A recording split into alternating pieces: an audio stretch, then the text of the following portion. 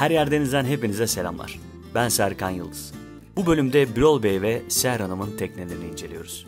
Tekneleri 2021 model Bavaria Cruiser 46.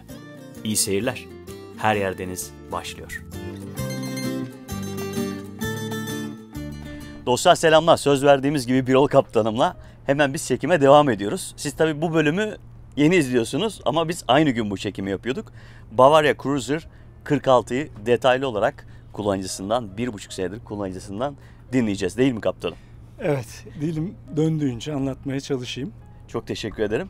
Özellikle Bavaria Cruiser 46 teknesini almayı düşünenler varsa ya da merak edenler varsa İnşallah güzel bir içerik hazırlamış oluruz. Biz tam buradan Kıç'tan Açılır platformunun üstündeyiz. Buradan başa kadar inceleyeceğiz. Ondan sonra teknenin iç detaylarına Birol Kaptanım'la birlikte bakacağız. Seher Hanım'dan hemen devralıyorum ben kamerayı. Çok teşekkür ederim. Evet, yüzme platformumuzdan başlayalım. Evet, çok geniş kaptanım. bir yüzme platformu var. Merdiveni buraya koyuyoruz. Merdivenin aynı zamanda saklama yeri de var. Hiç yer kaplamıyor çünkü katlanır bir merdiven. Kıçta birkaç yer altına saklanmış gözümüz var. Biri yakıtımızı koyduğumuz dizel gözü. Bir diğeri su deposu. İki su depomuz var. Biri kıçta, biri başta. Toplam su kapasitemiz 360 litre.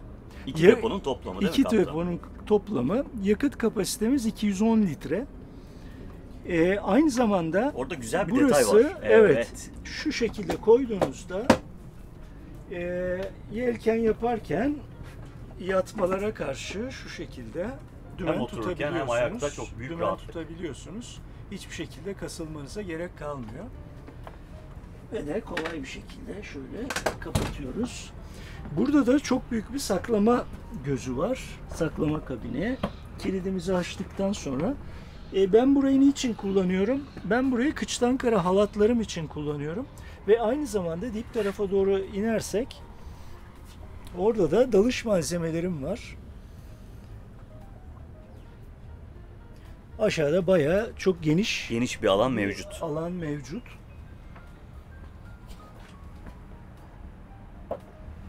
Dümenlerimiz çift dümen. BNG chart plotter'ımız ben tekli tercih ettim. Standardını tercih ettim. İsteyenler çift dümenlerin bulunduğu yerlere 2 tane chart plotter eklenebiliyor. Fakat bu benim işimi gayet güzel görüyor. Hazır dümenlere değinmişken bu karbon dümenler beyaz. Evet. 2 renk seçeneğiyle geliyor galiba kaptanım. Bildiğim Siyah ya da kadarıyla beyaz. evet, siyah ve beyaz. Evet, siz Evet. beyaz tercih etmişsiniz burada. Evet. İsteyenler deri de tercih edebiliyor. Ekstra yaptırıyor herhalde ama karbonlar çok güzel ve çok kullanışlı. Ben çok memnunum. Özellikle beyaz karbon dümenden. Daha sonra masamız. Masamıza geldiğimizde masamız aslında bayağı geniş. Şöyle çantanı alıyorum.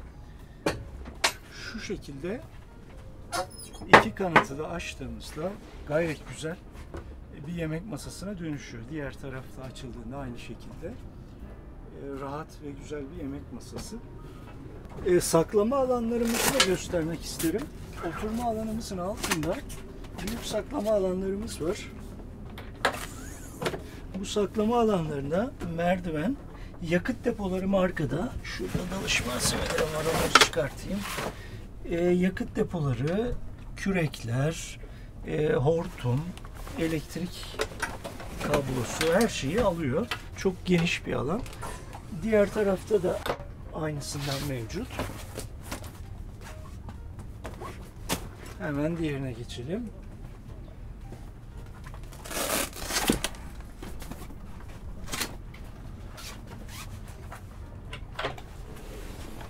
Gördüğünüz gibi burada yedek parçalarım, yedek halatlar, tamir malzemelerim. En arkasında da yedek tüpüm. Bayağı derin bir göz bu.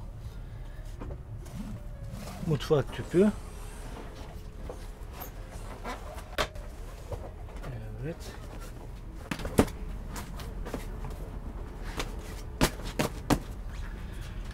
Daha önce bahsetmiştim. 2 canava vincim elektrikli. Ana mandar halatları için manuel vinçler. Elektrikli olmasının avantajı, tek başınıza kullanırken çok işe yarıyor. Sadece düğmeye basıp diğerini kontrollü salarak gayet güzel yelken seyri yapabiliyorsunuz.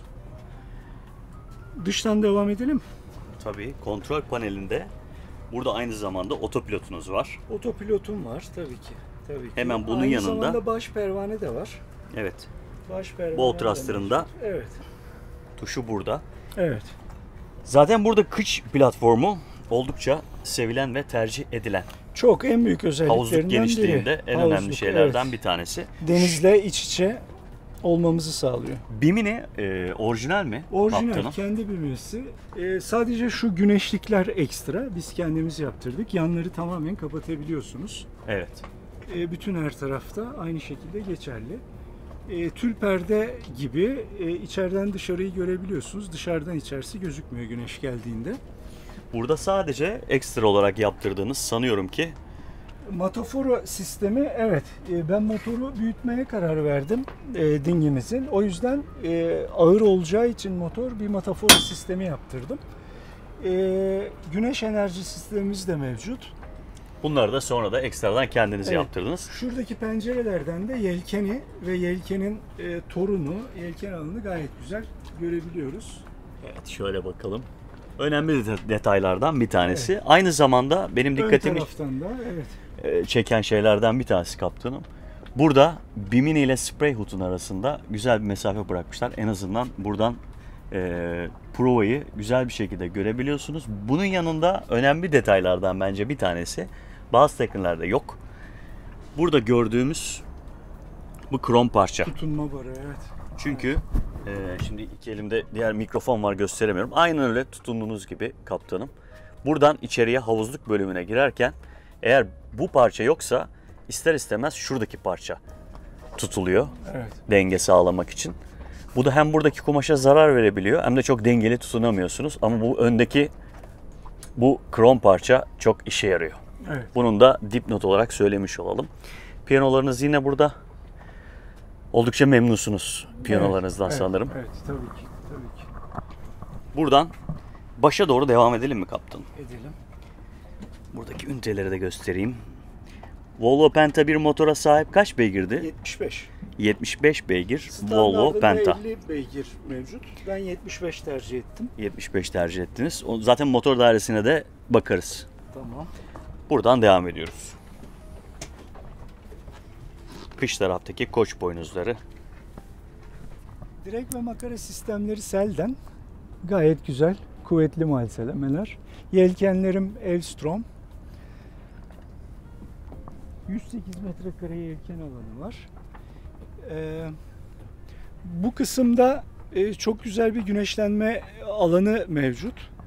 Bu güneşlenme alanını aynı zamanda yatak odasının üst pencerelerini açabileceğimiz portatif kapakları mevcut. Buradan bakabilirsin.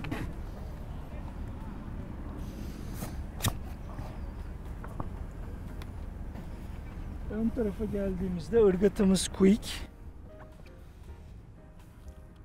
Delta çapanız var. Standardında delta çapan var, standart çapa. Standardında 50 metre zincir vardı, onluk zincir. Ben bunu 80 metreye çıkardım. Evet. 80 metre özellikle Göcek gibi ya da benzeri derin alanlarda gayet işe yarıyor. 20 metrelere bile çapa atabiliyorsunuz. Sancak iskelede koç boynuzlarınız var, kurt ağzı var. Burada da bir detay. Bavaria yat yazıyor üstünde. Şimdi burası önemli noktalardan bir tanesi. Evet. Yani hemen ırgatın arkasında bir dolap var. Çok Kaptan. geniş, Ve çok oldukça geniş. bir Hatta alan buraya var. bir merdivenle iniyorsunuz gördüğünüz gibi. Buraya yedek yelkenlerinizi, halatlarınızı, kakıçlarınızı koyabiliyorsunuz. Aynı zamanda ön tarafta bir pencere var. O pencereden de zincir alanına ulaşabiliyorsunuz. Demir Zincir dolabına- alanı tamamen ayrılmış durumda. Demir Bu aynı dolabı. zamanda teknede su yapıcı istenirse sanıyorum ki buraya monte ediyorlar. Evet, Doğrudur değil mi? Doğrudur. Buradan ön su deponuzu doldurabiliyorsunuz. Evet.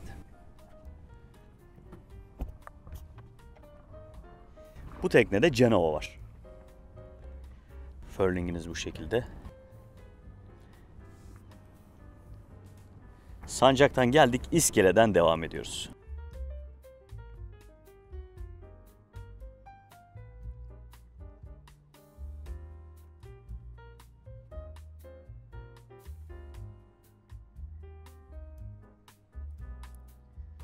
Burada tabi boylu boyunca gördüğünüz bu pencereler, yan taraftaki lumbozlar güzel bir aydınlatma sağlıyor.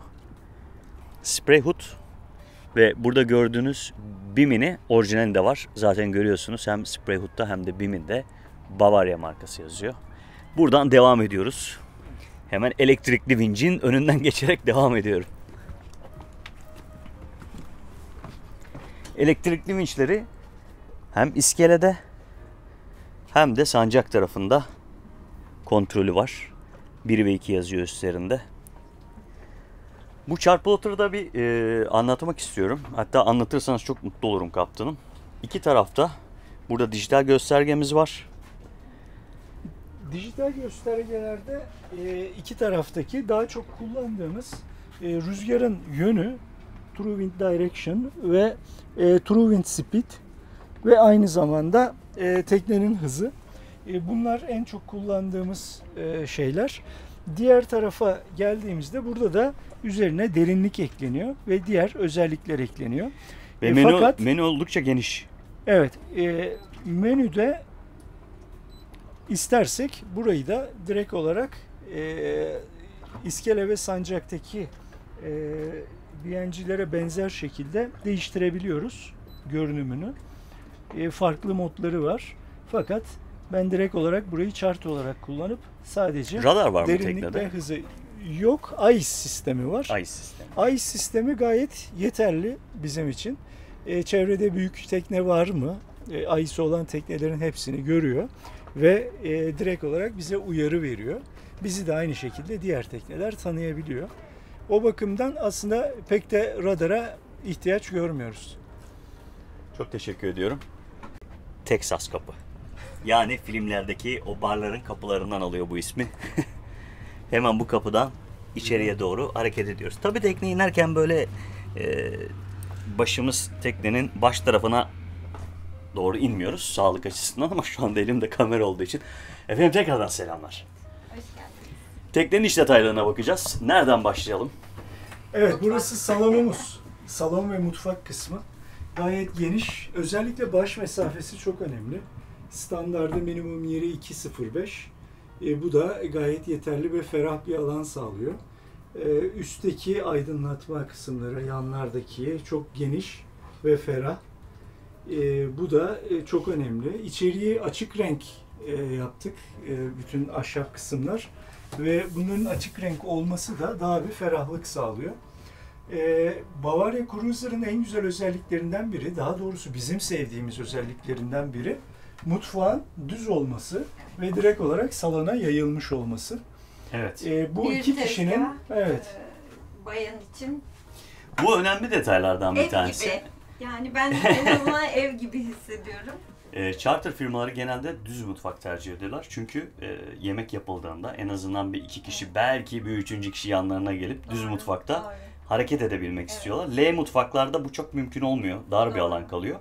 Ama burada Bavaria 46'da, Cruiser 46'da hem düz mutfak gibi kullanabiliyorsunuz hem de burada bir L mutfak var. Evet. Yani güzel bir artı olmuş. Çok kullanışlı. Mutfağı bize o zaman biraz Evet. tanıtırsanız Buyurun siz de. hanım gözüyle çok mutlu oluruz. Buzdolapları. Evet, dediğim gibi mutfağımı çok seviyorum. Çünkü gerçekten ev mutfağından farksız. 2 tane buzdolabımız var. Biri derin dolap kapasitesi var. Diğeri de şöyle açalım. Dolaplarınız yeterli geliyor mu size? Evet, Seyahatlerinizde. oldukça yeterli. Yeterli. Bir de tabii tekne yaşantısına uygun artık davranmayı öğrendik. Fazla tüketemeyeceğimiz şeyleri almıyoruz. Çok kabuklu, mesela karpuz, kavun gibi tarzı çöpte çıkartacak ürünleri genelde marinada halledip kapaklı kutulara koyup orada çöpü bırakıp buraya kutularla getiriyoruz. Tabii tekneci mutfağı farklı bir şey alana giriyor. Değil mi? Evet, Fırını evet. ve ocağı şey Fırınımız. yapalım. Evet. Fırınınız burada. Fırınımız. Burada hem çekmeceleriniz hem Evet, saklama. mutfakta depolama alanlarınız da oldukça yeterli. Var. Üstlerde de var çünkü yerleriniz. Evet, çok detaylı. Tabak. Çeşit çeşit tabaklar. Aslında evlerde gerektiğinden çok fazla yemek takımı, çok fazla bardak, tabak, çanak kullandığımızı buraya gelince anlıyoruz. Burada da neredeyse 3 çeşit takım var. Ama fazla fazla yetiyor. Bardaklarımız, biz cam bardak kullanmayı seviyoruz çoğunlukla. Ve birbirlerine çarpmasın diye seyir sırasında onları sarıyoruz. Kullanacağımız zaman Dikkat tabii etmek cam. lazım tabii. Evet. Cam. Bu şekilde yeterli. Burada bir çöp.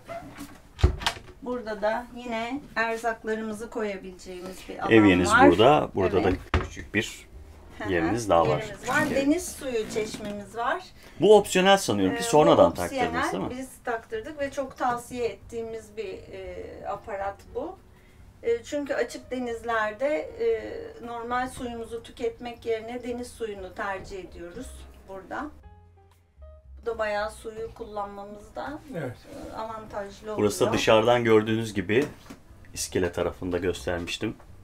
Aydınlatma için Evet. oldukça burada da güzel yine- demiştim.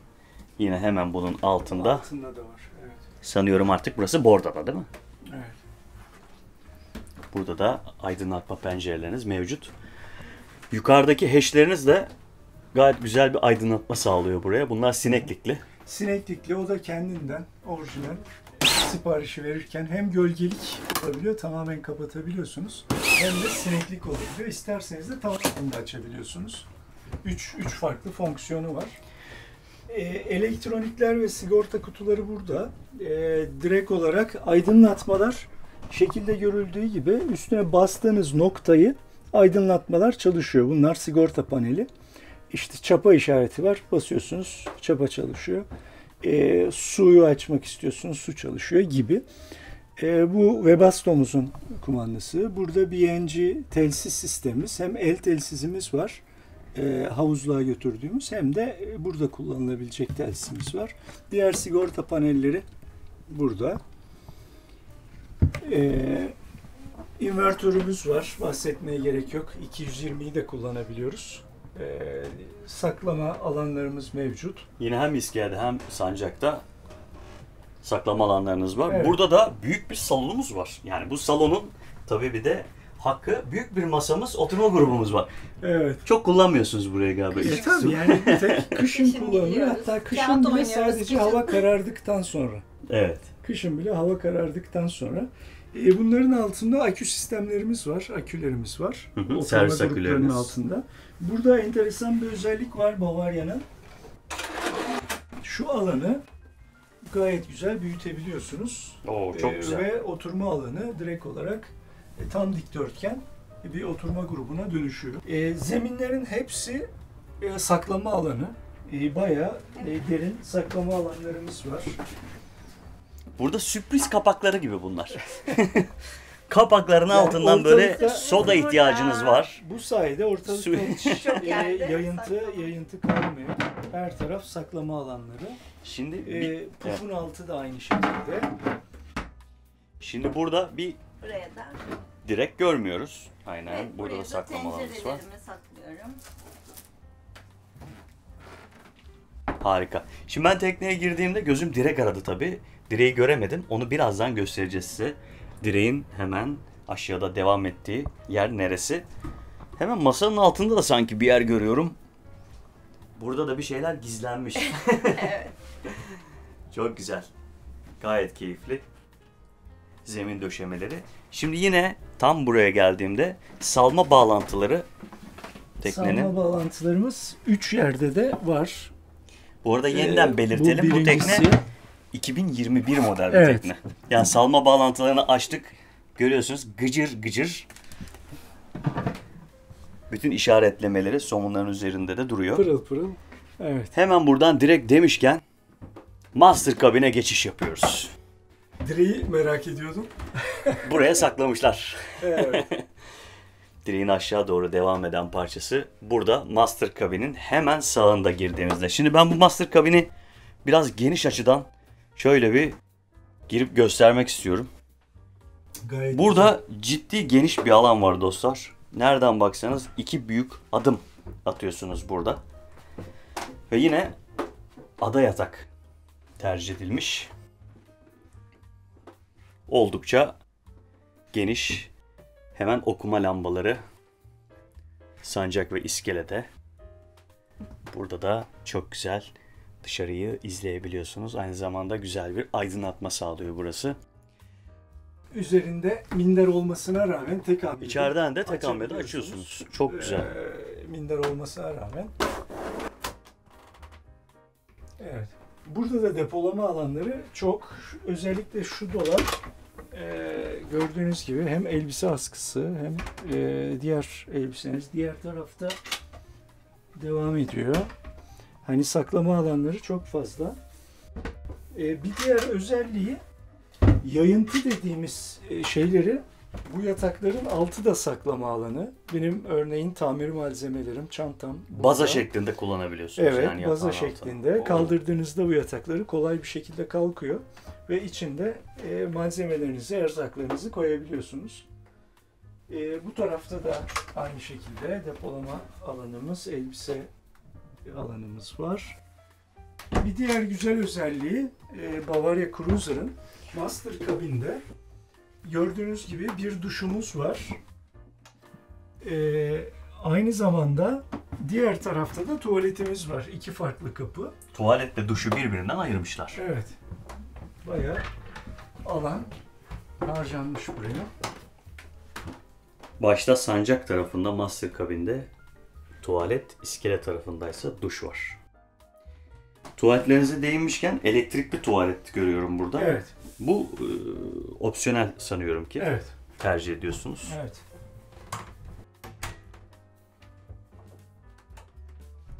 Master kabinimiz bu şekilde ve devam ediyoruz. Teknemizde 3 kabin var. Bu 3 kabinli teknemizde buyurun istersen sen önden gir. Gördüğün gibi baş yüksekliği falan gayet güzel içeriye girildiğinde. Burada da duş ve tuvaleti var. İstersen onu da açalım, bir girelim. Her bir kabinin kendi tuvaleti ve kendi duşu var. Yine burada da elektrikli tuvalet var. Evet.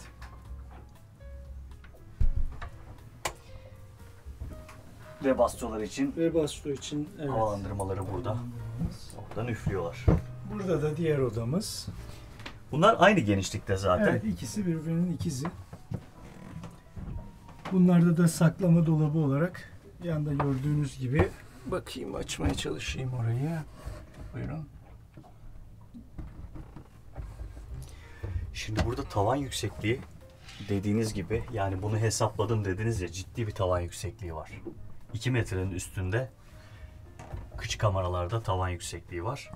Yine burada nereden baksanız 1.60'a yakın bir yükseklik. En son kış tarafa gidildikçe Oraya da tavan ayak alçalıyor. zaten. Orada da zaten depolama alanlarımız var. Burada da manuel tuvaletimiz var. Tek manuel tuvalet burada. Özellikle onu da bir tanesini manuel bıraktık. Bunların ikisinde de hem tuvalet hem duş var. Evet. Motorumuz da Volvo Penta 75 beygir.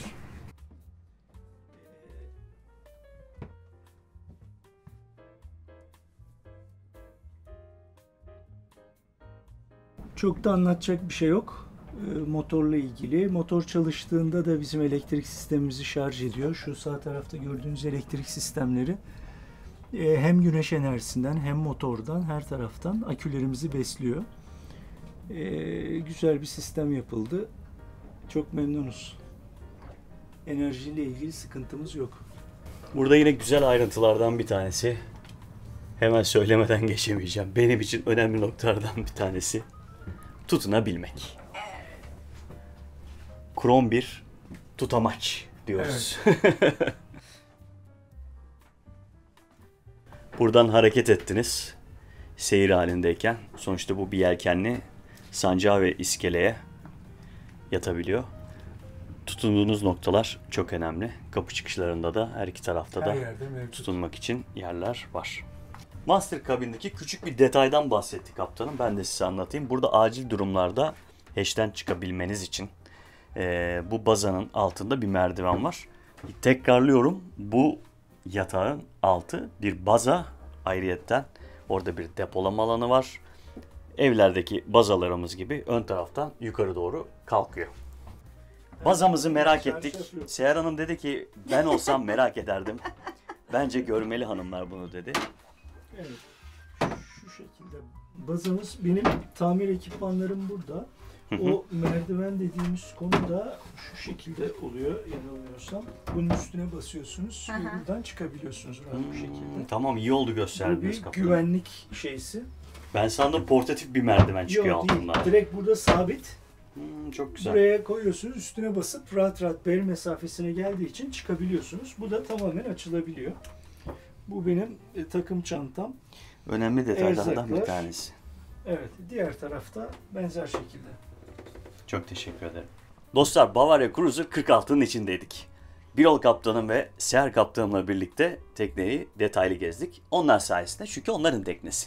1,5 yıllık tekneleri, 1,5 yıldır bu teknedeler. Bu teknede zaman geçiriyorlar. Onların hem duygu ve düşüncelerini dinledik. Bir önceki bölüme giderseniz de onların denizcilik hikayelerini dinlemiş olacaksınız. Bu geniş, güzel teknede kendilerine mutluluklar diliyoruz. Çok teşekkür ederim. Bize Teşekkür detaylı olarak ederiz. hem anlattın kaptanım hem de teknenizin kapılarını açtınız. Her zaman bekleriz. O Her zaman zaman. her yer deniz diyorum. Her yer yer deniz. deniz. Çok sağ olun. Kendinize iyi Her bakın yer dostlar. deniz. Görüşürüz.